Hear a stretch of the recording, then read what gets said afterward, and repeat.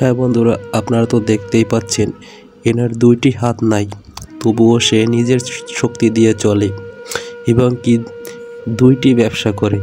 অবশ্য যার হাত নাই সে বোঝে তার ব্যথা, তবুও সে ব্যবসা করে খাচ্ছে। এরকম মানুষ কতই দেখা যায়, আজকে আমি প্রথমবারের মতো দেখলাম। আপনারা যদি আরও দেখে থাকেন অবশ্য কমেন্টে জানাবেন।